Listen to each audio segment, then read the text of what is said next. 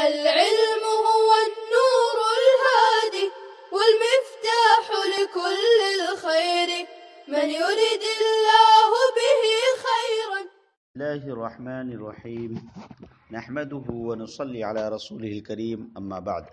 قال المصنف رحمه الله: والثالث ما أضمر عامله على شريطة التفسير وهو كل اسم بعده فعل أو شبهه مشتغل عنه بضميره أو متعلقه لو سلط عليه هو أو مناسبه لنسبه،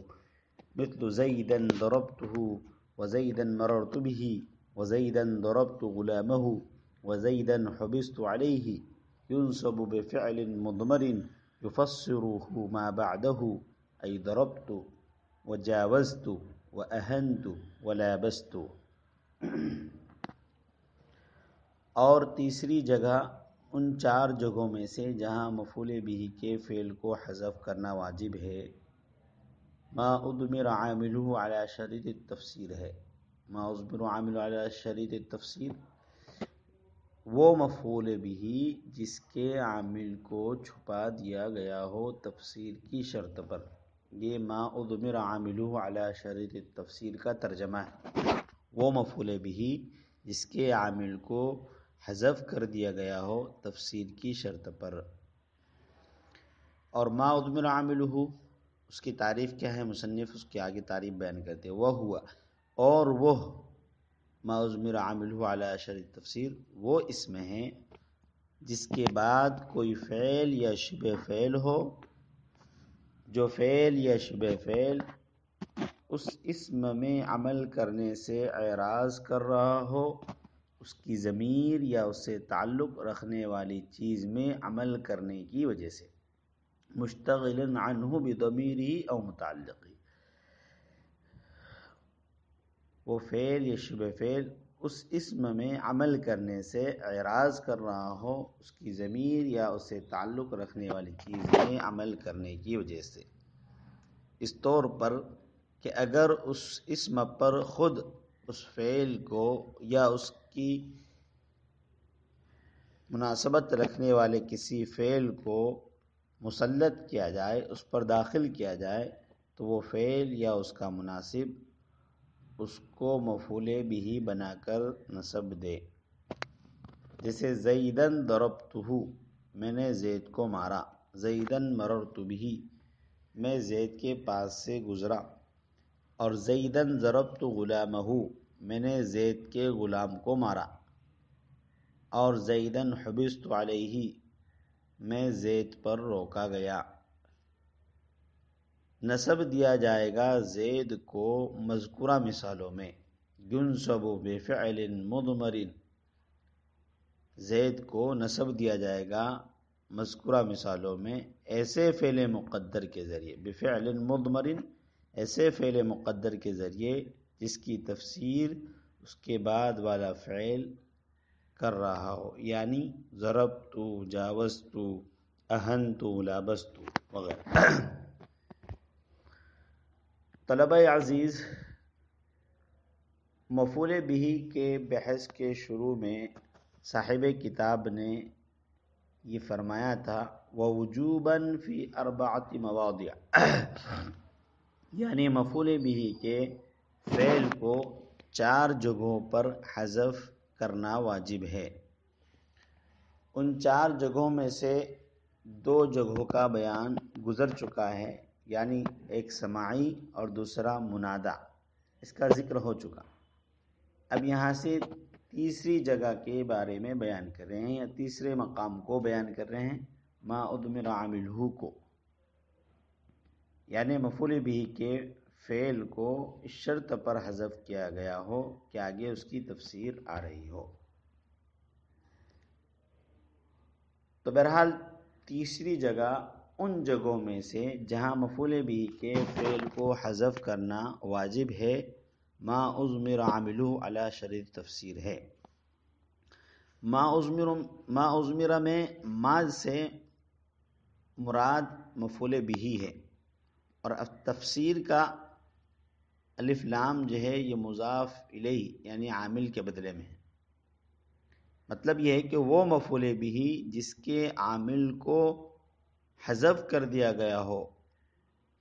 عامل کی تفسیر کی شرط پر، یعنی بعد میں اس کے عامل کی وضاحت آ رہی ہو۔ یہ تو ہے ما اضمر عامل والا شرط تفسیر۔ اس کی تعریف مصنف نے بیان کی ہے۔ اس کا خلاصہ یہ ہے کہ ما اضمر عاملہ وہ مفعول بھی ہے جس کے بعد کوئی فعل یا شبہ فعل ہو جو فعل محذوف کی تفسیر کرے، اور یہ بعد والا فعل یا شبہ فعل مفعول بھی کی طرف لوٹنے والی ضمیر میں یا اس کے متعلق میں عمل کرنے کی وجہ سے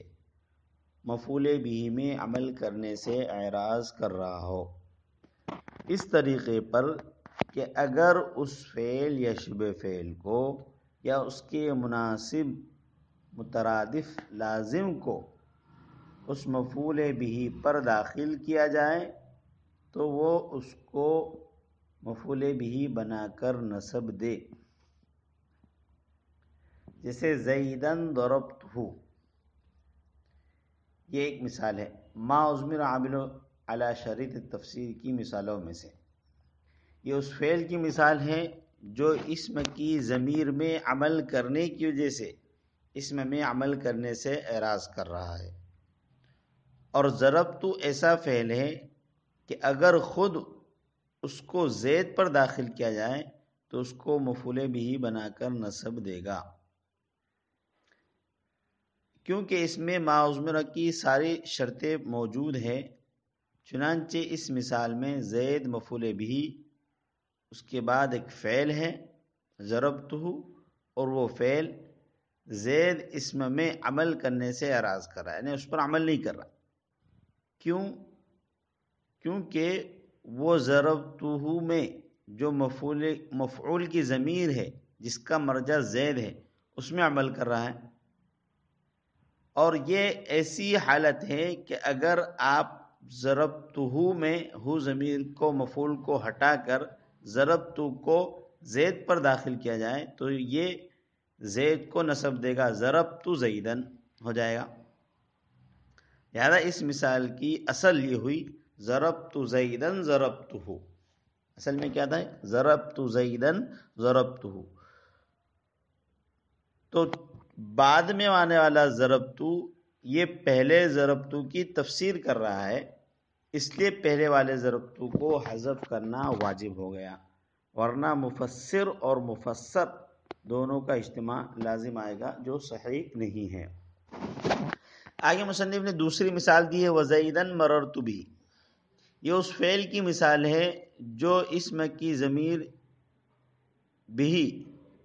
کی جو ہا ضمیر مجرور متصل ہے عمل کرنے کی وجہ سے اسم میں عمل کرنے سے اعراض کر رہا ہے۔ اس طرح کہ اگر اسم پر فعل مذکور مررت بھی کے مناسب کسی دوسرے فعل کو داخل کیا جائے تو وہ اس کو مفعول بھی بنا کر نصب دے گا۔ مررت کا مناسب فعل جاوزت زیدن، میں زید سے آگے بڑھ گیا، اس لیے کہ اب یہاں پر مررت کو براہ راست داخل نہیں کر سکتے۔ کیوں؟ اس لیے کہ مررت با کے ساتھ متعدی ہوتا ہے۔ اب اگر کبھی مررت کو زید پر داخل کیا جائے تو اس کی دو صورتیں ہوگی، یا تو بغیر با کے داخل کیا جائے گا یا با کے ساتھ داخل کیا جائے،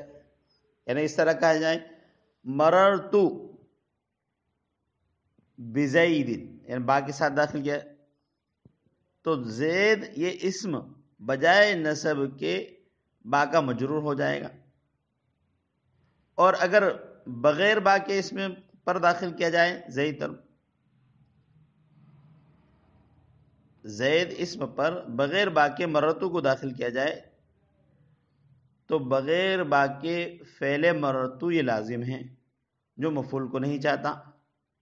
کہ نصب دے، لہذا زیدن مررت بھی اصل میں جاوزت زیدن، جاوزت زیدن مررت بھی تھا، تو جاوزت فعل کو حذف کر دیا اور اس کی تفسیر اس کے بعد والا فعل مررت بھی کر رہا ہے، لہذا یہاں پر بھی مفعول بھی کے فعل کو حذف کرنا واجب ہے، اور بات وہی ہے کہ مفسر اور مفسر کا اجتماع لازم نہ ہے۔ اس طریقے سے آگے مصنف نے مثال دی ہے زیدن ضربت غلامہ، یہ اس فعل کی مثال ہے جو اسم کے متعلق یعنی غلام میں عمل کرنے کی وجہ سے اس اسم میں عمل کرنے سے اعراض کر رہا ہے، جس کو مصنف نے کہا اولی متعلقی، یہ کہہ کر مصنف نے بیان کیا، اور غلام کا زید کا متعلق کہا گیا اس لیے کہ آقا کا غلام کے ساتھ مالکیت اور مملوکیت کا تعلق ہوتا ہے، آقا مالک اور غلام مملوک ہے۔ تو بہرحال یہ بات ثابت ہوئی کہ غلام زید اسم کا متعلق ہے، اور چونکہ فعل ضربتو زید کے متعلق غلام میں عمل کرنے کی وجہ سے زید میں عمل کرنے سے اعراض کر رہا ہے۔ اب یہاں پر بھی براہ راست ضربتو کو اگر زید پر داخل کیا جائے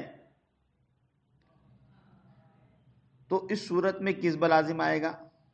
یعنی ضربتو زیدن، زید کو نہیں مارا گیا بلکہ زید کے غلام کو مارا گیا، لہذا یہاں پر ضربتو کا مناسب اور لازم جو فعل ہے اس کو زید پر داخل کیا جائے گا، تب جا کر وہ مفعول بھی بنا کر نصب دے گا۔ جیسے اہنت زیدن، اہنت زیدن، میں نے زید کی توہین کی، اس لیے کہ جب زید کے غلام کو کوئی مارے گا تو ظاہر سی بات ہے کہ اس کے مالک کی توہین ہوگی، یعنی زید کی توہین ہوگی۔ لیکن جیسے کہ ابھی ہم نے کہا کہ اگر اس جگہ خود فعل مذکور ضربتو کو داخل کرے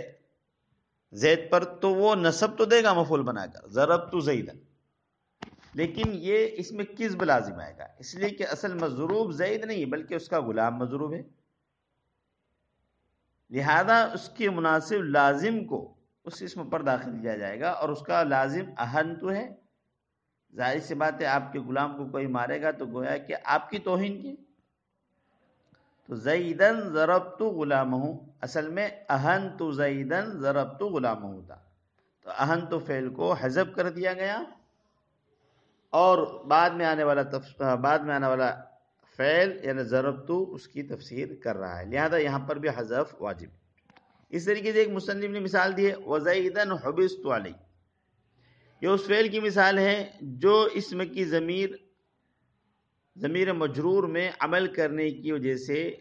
اسم میں عمل کرنے سے اعراض کر رہا ہے، اس طور پر کہ اگر فعل مذکور حبست اس کے مناسب لازم کو اس پر داخل کیا جائے اور اس کو مفعول بنا کر نصب دے گا، حبست کا مناسب اگر اس اسم پر داخل کیا جائے تو پھر وہ مفعول بنا کر نصب دے گا، اور حبست کا مناسب لابست ہے، لابست زیدن، میں نے زید کو ملایا، اور لابست یہ حبست کا لازم ہے، اس لیے کہ جب کسی شے کو دوسرے شے پر حبس کیا جائے تو پہلی شے دوسری شے سے ضرور ملی ہوئی ہوتی ہے، تو حبس کا لازم معنی ہے ملانا، لیکن اگر خود ہم فعل مذکور یعنی حبست کو زید پر داخل کریں تو اس کو مفعول بنا کر نصب نہ دے گا، کیونکہ اگر اس کو علی حرف جر کے ساتھ لگائیں گے اور یوں کہیں گے حبست علی زیدن تو وہ علی کا مجرور ہو جائے گا، نصب نہیں دے گا، اور بغیر علی کے اگر ذکر کریں گے تو اس صورت میں وہ فعل لازم ہے اور وہ مفعول بھی کو نہیں چاہتا، اور ضمیر نائب فاعل حبست، یہ ضمیر نائب فاعل جو ہے متکلم کی ضمیر نائب فاعل یہ مفعول کو نہیں چاہتی، لہذا اس کا مناسب لفظ لابست کو اس پر داخل کیا جائے. اصل عبارت ہوگی لابست زیدن حبست علیہ، تو لابست فعل کو حذف کر دیا اور یہ حذف بھی واجب ہے، اور جس کی وجہ پہلے ہم نے بتا دی ہے کہ مفسر اور مفسر دونوں کا اجتماع لازم نہ ہے. اسی کو مصنف نے اپنے قول ينصب بفعل مضمر سے بیان کر رہے ہیں کہ مذکورہ مثالوں میں اسم، یعنی یہاں پر مذکورہ مثالوں میں اسم زید ہے، اس کو نصب دیا جائے گا اس فعل محذوف کی وجہ سے جس فعل محذوف کی تفسیر اسم کے بعد والا فعل کر رہا ہے. چنانچہ انہوں نے فرمایا کہ پہلی مثال میں 4 فعل انہوں نے ذکر کیے، تو وہ بالترتیب چاروں مثالوں کے فعل ہے. پہلی مثال میں ضربت محذوف ہے، دوسری مثال میں جاوزت محذوف ہے، تیسری مثال میں اہنت محذوف ہے، اور چوتھی مثال میں لابست محذوف ہے. امید ہے کہ آج کا یہ درس آپ اچھی طرح سمجھ چکے ہوں گے. اسی پر ہم اپنے درس کا اختتام کرتے ہیں. اللہ تعالیٰ سے دعا ہے کہ اللہ تعالیٰ ہم سب کو علم نافع عطا فرمائے، ہمارے پڑھنے پڑھانے کو قبول فرمائے. وصلی اللہ تعالیٰ علی خیر خلق محمد وعلی آلہ وصحبہ اجمعین. السلام عليكم. لا تنسوا الاعجاب بالفيديو والاشتراك في القناة تشجيعا لنا لنستمر بنشر المزيد إن شاء الله.